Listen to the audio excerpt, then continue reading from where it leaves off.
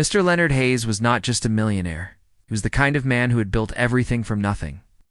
Years ago, he had started with a small business, worked long hours, and slowly made it into something big. Now, he lived in a beautiful mansion outside the city. The floors were shiny, the windows tall and clean, and the halls quiet. But in all his success, Leonard had also become careful, maybe even too careful. He didn't trust people easily, especially after what happened. A few months ago, his last assistant, someone he had known for 5 years, stole money from his office safe. It was a small amount, but it broke Leonard's heart. It wasn't about the money, it was about trust. That person had eaten at his table, talked about life, and shared stories. But in the end, they left without even saying goodbye. They just took the money and disappeared. Since then, Leonard started watching people closely. He smiled less and kept his thoughts to himself. That's why, when he hired a new maid named Maria, he felt unsure. She looked polite, quiet, and respectful. She had kind eyes and soft hands, always gentle while cleaning. She never asked questions and always stayed in the background. But Leonard had learned not to believe what he saw. He had to be sure. So, one day, he decided to test her. It was a Tuesday morning. The sun was bright and the air smelled fresh. Leonard walked into his home office, unlocked the big gray safe, and pulled out a thick stack of money.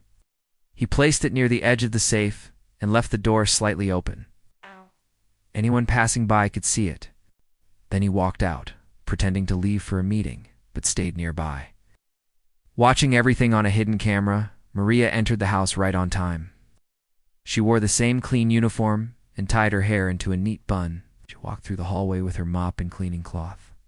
Leonard sat quietly in a different room, eyes fixed on the live footage. His heart beat faster when she stepped into the office. She looked around the room. Everything was neat. The books on the shelf, the large desk, the chair, and the family. Photo placed in a small wooden frame. Then she noticed the safe. She walked over slowly, wiped dust off the corner, and gently touched the edge of the door. Leonard held his breath, but what she did next completely surprised him. Maria carefully pulled out the end of her apron, using it to push the safe door shut. She didn't even touch the money. She didn't look at it twice. She gently closed the door and then took her cloth to clean the surface. After that, she stood still for a moment. Her eyes moved to the photo of Leonard's late wife, sitting quietly near the edge of the desk.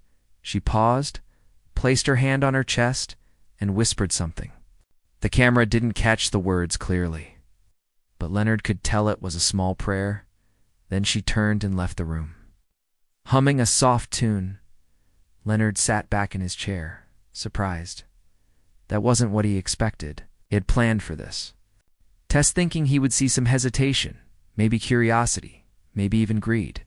But he saw none of that. Instead, he saw a quiet woman who did her job with care. She didn't touch what wasn't hers. She didn't even seem tempted. And that small act of her whispering a prayer to the photo, it hit him in the heart.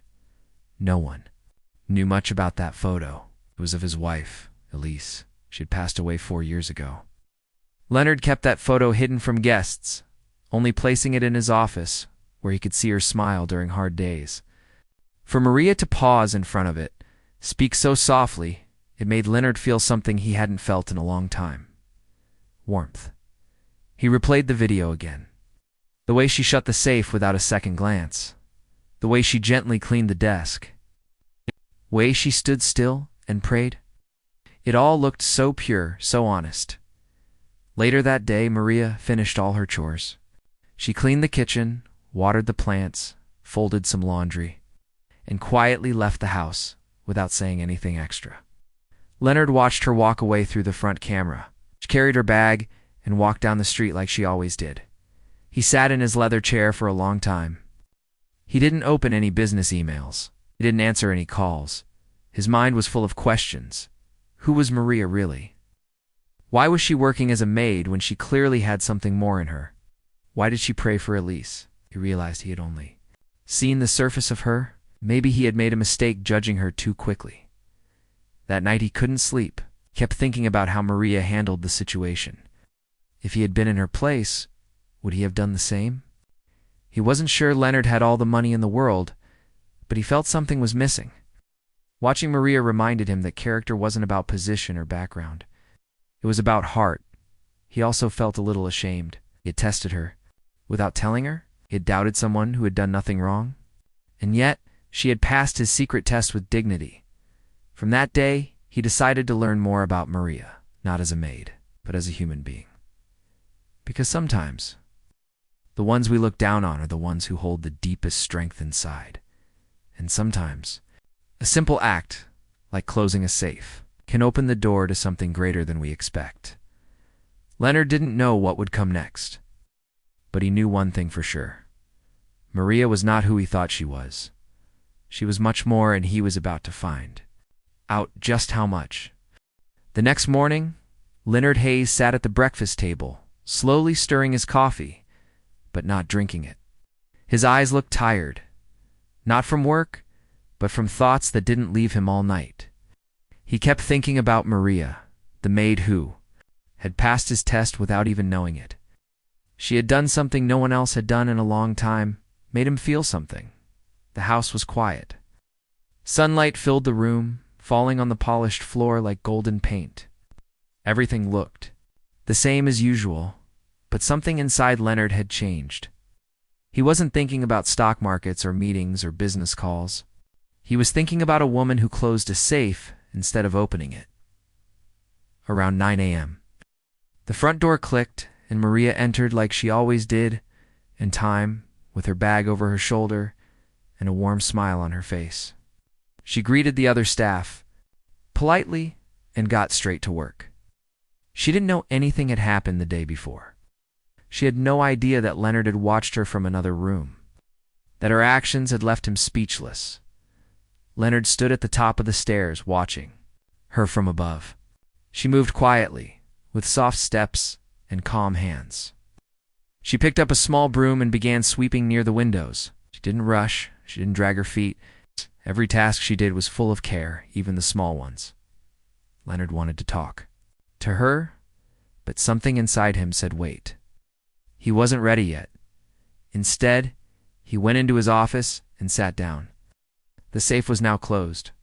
He stared at it for a few seconds, then opened his laptop and called his assistant. Jared, he said in a calm but serious voice, I need a background check done on someone. Of course, sir, Jared replied. May I ask who? Maid. Maria. There was a pause. Has she done something wrong, sir? No, Leonard replied. She did something right. Later that afternoon, Leonard received a file. It was simple, just a few pages. But as he read through them, he felt his chest tighten. Maria wasn't just another worker. She was a woman with a life full of stories, the kind of stories most people never share. Maria had come to the country 7 years ago with her small son, Daniel. She had left her homeland because of political violence. Her husband had gone missing during a protest, and for months she waited and searched, but he never came back. With danger growing every day, she made a brave decision to leave everything behind and find safety for her child. She once had a life back home. She was educated, with a degree in economics. She had been a teacher helping young students learn how to plan their futures. But when she arrived in the new country, she had nothing, no job, no money, no family, just her son and hope. She worked hard, very hard. She cleaned houses during the day, worked in a bakery at night, and even did sewing on weekends. She never complained. She never asked for help. Her only goal was to give her son a better life.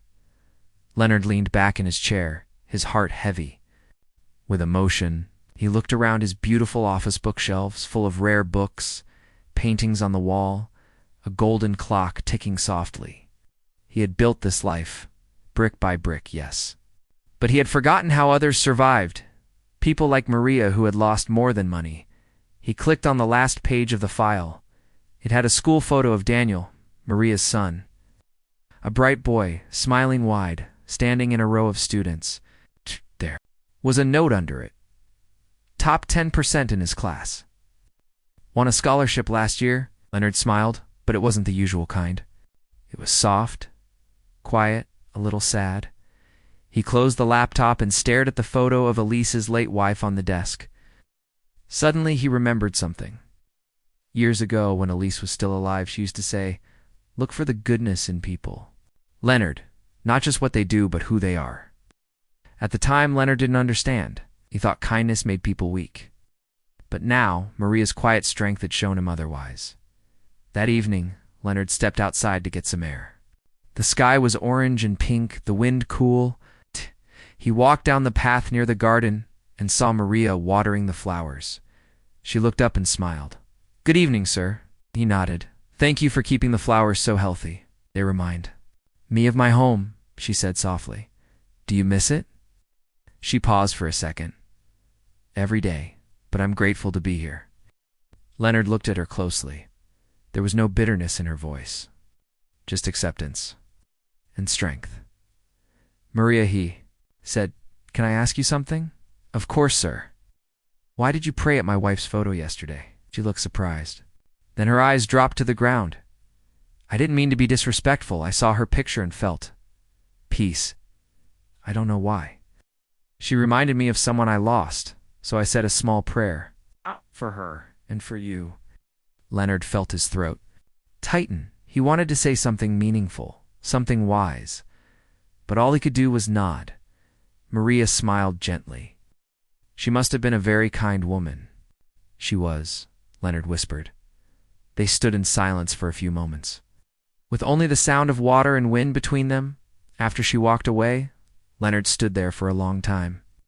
The test he had planned to catch someone had instead caught him remembering how to feel, how to see people not by what they have, but by who they are. That night, he didn't open the safe. He didn't count money. He sat with his journal and wrote something simple. "The greatest treasure in this house may not be locked in the safe. It may be walking through my hallways, holding a broom, and praying for my wife." He closed the book, turned off the light, and went to bed with a heart that felt just a little lighter. The next few days passed quietly, but something had shifted inside Leonard. He had started seeing his home with new eyes. The grand staircase, the expensive art, the large dining table. None of it felt as important as the quiet woman who walked through the halls with calm footsteps. He found himself paying more attention to Maria's presence. She never looked tired, though she worked all day. She never looked angry, though life had clearly not been easy for her. There was a kind of peace around her, a softness that made everything feel lighter. Leonard wanted to talk to her more, but he didn't want to make her uncomfortable. So instead, he spoke to others. He asked the cook what she thought of Maria. The cook said, "She's the kind of person who brings her own lunch and still offers to share it." He asked the gardener. The gardener smiled and said, "She talks to the plants. I think that's why they bloom better near her." These small things made Leonard think deeply. He remembered how, in his younger days, he used to be more curious about people. He used to ask questions, care about their stories. But success had made him build walls. He had started seeing people by their job titles, not by their hearts. But Maria was different. She didn't try to impress him. She didn't ask for anything. She just did her work with honesty and grace. One afternoon, Leonard called his driver, David, and asked him to take him somewhere without telling anyone else. David nodded and opened the car door. They drove across the city to a simple school, in a quiet neighborhood. Leonard had seen the name of the school in Maria's file. It was where her son, Daniel, studied. When Leonard arrived, he waited outside the gates, watching students come and go. He didn't want to disturb anyone. After a while, he saw a young boy come out with a backpack, nearly his size. He looked happy, full of energy. A teacher beside him said, "Your mother will be proud. You got the highest marks again." Leonard stepped back, watching quietly. That must be Daniel, he thought. The boy didn't look rich. His shoes were worn out, his shirt a little too small, but his face was bright. His eyes were full of light, the kind that comes from knowing you are loved at home. Leonard smiled and returned to his car. He didn't talk much on the way back. He was thinking, that small boy, raised by a single mother working long hours, still managed to shine so brightly. That didn't happen by accident. That came from love, sacrifice, and guidance. It came from Maria. That evening, Leonard sat at his desk again. He looked at his wife's photo, and then at his phone. He thought for a moment, then made a call. Hello. This is Leonard Hayes. I'd like to speak with the director of the Golden Elm Private Academy. The voice on the other end was polite. Yes, Mr. Hayes, what can we help you with? I'd like to sponsor a student, a boy named Daniel. His mother's Maria Shea works for me. I want to cover his full tuition. There was a pause. Then the voice said, That's very generous of you, sir. We'd be happy to arrange that. Leonard felt something warm in his chest. It wasn't pride. It was something softer. A feeling he hadn't had in a long time. Doing the right thing not for business, but for someone's future. But he wasn't done. The next morning, he asked Maria to meet him in the small library room after she finished her morning tasks. When she came in, she looked nervous. Is everything all right, sir? She asked, standing near the door. Leonard smiled gently and gestured to the chair. Please sit down. I just want to talk. Maria slowly sat, folding her hands in her lap. I owe you an apology, Leonard began. Her eyes widened. Me, yes, he said. You remember the day the safe was open? She looked surprised but nodded. I left it that way on purpose. I was testing you. I had cameras watching. I wanted to see if you'd take anything. Maria looked down. At the floor, she didn't speak. I shouldn't have done that, Leonard continued. It wasn't fair. But what you did, you didn't just pass the test. You taught me something. She looked up, her eyes full of emotion. It's okay, sir. People don't trust easily these days. I understand. But you shouldn't have to live that way, Leonard said. You deserve trust. You've earned it. And I want to show that. He reached into a folder on the table and handed her a letter. She opened it slowly, as her eyes scanned the page. Her lips parted in shock. This is scholarship letter, she whispered, from Golden Elm Academy. Leonard nodded. Your son will start there next semester. Full tuition, books, everything covered. He deserves the best, and so do you. Tears filled Maria's eyes. Her hands trembled as she held the letter. I don't know what to say, she whispered. You don't have to say anything, Leonard said gently. But there's more. I want to offer you a new position. Not as a maid, as the house manager. Better pay, more respect, and your own office. Maria covered her mouth with her hand. She shook her head slowly, overwhelmed. I can't accept all this. Yes, you can, Leonard said. You've given this house more than just clean floors and dusted shelves. You've given it soul. Maria wiped her eyes and stood up. She reached across the table and gently placed her hand over Leonard's. Thank you, she said softly. From my heart, not just for this, but for seeing me. Leonard smiled. It's me who should be thankful. You reminded me what really matters. As Maria walked out of the room, holding the letter close to her chest, Leonard looked out the window. The garden was full of sunlight. The wind moved through the leaves gently. For the first time in years, the house didn't feel cold or lonely. It felt alive because, sometimes, the richest people in the world are not the ones who keep their money locked in a safe. They are the ones who open their hearts to the right people and let kindness guide them.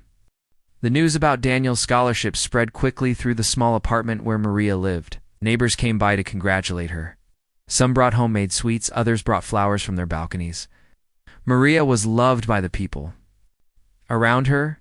She often helped the elderly downstairs carry groceries, or looked after a neighbor's child while they worked a late shift. Her kindness was well known, and now it was finally being returned to her in the most beautiful way. Daniel could not stop smiling.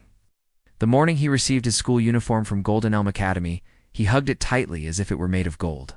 Mama, he whispered, this is the best thing that's ever happened to me. Maria just smiled, holding back tears. She didn't need to say anything. Mother's heart understands joy without words. Back at the mansion, everything felt lighter too. The staff had noticed the change. Mr. Hayes, once serious and distant, now walked the halls with a calmer face. He had even started having tea in the garden again, something he hadn't done since his wife passed away. It was Maria's quiet presence that had changed something in him. Her honesty, her gentleness, and the love she had for her son reminded him of Elise's late wife, who had always said, "Kindness has the power to change even the coldest heart." One morning, Maria began her new job as house manager. She wore a simple blue dress and a modest chain around her neck, a gift from her mother many years ago. Leonard had arranged for a small office to be set up beside the kitchen, with a desk, a calendar, and a comfortable chair. Maria entered the office and stood there for a long time, just looking around. She never imagined she would ever have an office in a house like this. All she had ever known was cleaning quietly in corners, folding clothes, and leaving before sunset. But now she was being trusted with more. Leonard came by later that day to check in. "How are you settling in?" he asked. Maria stood up politely. "It's very new to me, but I'll learn. I'll do my best." Leonard smiled. "That's all I ask." Maria's new role included managing the cleaning schedule, checking supplies, organizing small events at the mansion, and making sure everything in the house ran smoothly. It was hard work, but she was used to hard work. What felt new was the respect. The staff now looked at her differently, not with jealousy, but with admiration. They saw how she had worked her way up, not through shortcuts, but through honesty and patience. One afternoon, Leonard invited Maria to help organize a charity dinner. It was in memory of his wife, Elise. Every year he hosted this event, but in the past few years, it had become more of a formality, just another dinner with wealthy people, cold speeches, and polite handshakes. But this year, Leonard wanted it to feel different. He wanted it to feel warm, alive, like Elise would have wanted. Maria listened carefully as he explained the idea. She asked thoughtful questions, suggested small changes to the menu, and offered to prepare a simple slideshow of Elise's work in local schools. Leonard watched her as she spoke, not with pride, but with passion. She wasn't just planning an event, she was building a memory. As the night of the charity dinner arrived, the mansion sparkled with soft lights. Gentle music played in the background. Guests entered with smiles, surprised by the warmth in the air. Instead of silver platters and cold dishes, the dinner had homemade touches, flowers picked from the garden, handwritten name cards, and a small table with photos of Elise surrounded by candles. Leonard stood in the center of the room wearing a black suit. His heart beat fast. He hadn't spoken publicly in a long time, but something inside him felt strong tonight. He tapped his glass and began to speak. "Thank you all for being here," he said. "This dinner is in memory of my late wife, Elise. She believed in kindness, in second chances, and in seeing people for who they really are." He paused and looked across the room. His eyes landed on Maria, standing quietly near the back. "This year," he continued, "someone reminded me of the values Elise held close. Someone who walks gently, speaks kindly, and works hard without ever asking for anything. I won't name her, but I will say this. Sometimes, the people who seem invisible are the ones who hold up the world around us." There was silence, then slow clapping, and a warm wave of applause filled the room. Maria's eyes filled with tears. She had never been spoken of like that before. She lowered her head and wiped her eyes quickly, not wanting anyone to see. After the dinner, guests came up to Maria and asked her about the decorations, the food, and the stories she had included. In the slideshow, she answered humbly, always giving credit to the team. Leonard watched from a distance, feeling something deep inside, something like pride, but also something more. Gratitude. The next day, Leonard invited Maria for tea in the garden. They sat under a tree, with sunlight dancing on the table. "You made last night special," Leonard said. Maria smiled. "Thank you for trusting me with it." He looked at her for a moment. "You know, Elise would have loved you." Maria looked down, touched by his words. "I wish I could have met her." "In some ways," Leonard said slowly, "I think you already have." They sipped tea in silence, but it was a comfortable silence, one that didn't need to be filled. Later that week, Maria came across an envelope on her desk. It had her name on it in Leonard's handwriting. She opened it and found a letter inside. It read, "Maria, I once thought money was the most important thing in the world, and I met someone who reminded me that character, honesty, and love matter more. Thank you for being that person." Leonard Hazley folded the letter and held it close. It wasn't just paper. It was proof that she had been seen. Truly seen. Maria hung the letter inside her office, right above her desk. Every time she walked in, it reminded her of how far she had come. From a frightened woman in a new country, with nothing in her hands, to someone trusted, respected, and appreciated.